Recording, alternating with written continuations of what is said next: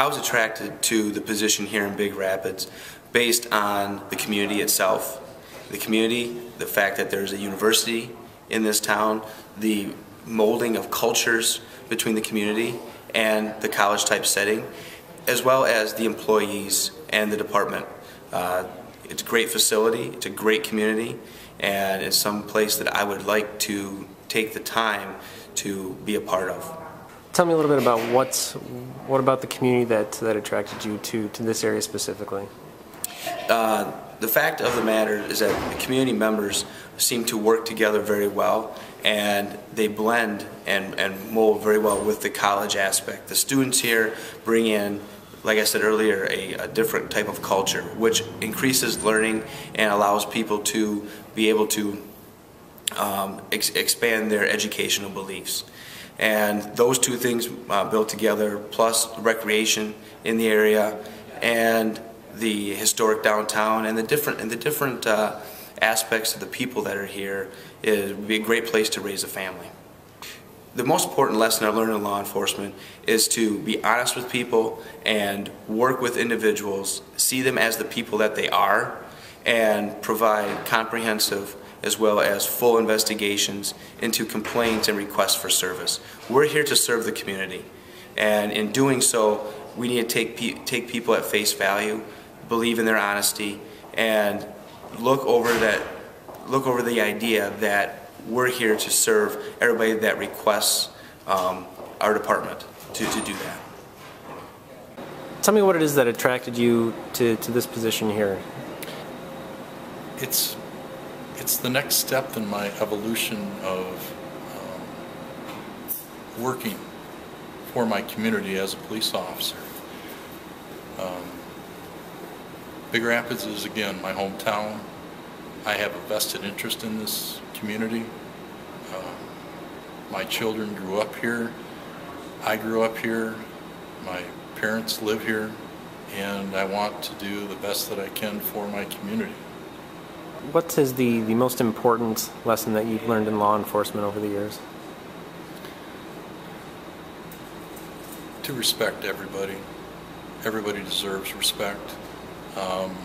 People make mistakes, and as law enforcement, we need to simply respond to whatever the issue is and handle it accordingly. But people need to be respected in the fact that they are people. Why I'm so interested is Big Rapids looks like a community that actually mirrors a lot like East Lansing. East Lansing's next to Michigan State, Big Rapids is next to Ferris, and I think that it's kind of an exciting combination as a leader to come into. You get both the students who keep things new and full of new ideas, you get the permanent residents who go along, and it's a good diverse culture. So that's what interests me, is being a part of a culture like that. Well, I have camped with my children several times in Mecosta County. We like this area because you're not that far away from the city, but you still have the country atmosphere. People seem like really good hometown folks here, so I guess that, summarized, they're just good people. And then one last question for you. What would you say is the biggest or most important lesson that you've learned in law enforcement over the years? Is you've really got to listen to your boss, and that boss is normally the community and the people you work with and the people you work for. If you're not listening to the community, then you don't have the whole problem figured out at all. And what is the next step in the process? Well, the next step is for the committee to put them in some kind of a priority order, people they'd be comfortable with.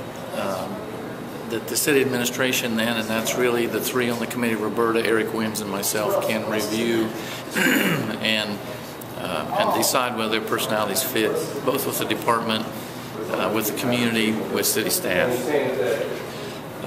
We'll do a pretty thorough background check on at least one or more of the candidates, and that's really a detailed thing that will involve talking to associates, but also next door neighbors, and if they go to church members, and they sometimes go back even into their college days and high school days and talk to folks who knew them then. So until that final review is done, we won't have we'll know who we're looking at, but we won't have a definitive answer or a job offer. When can we expect to have the new Director of Public Safety in place?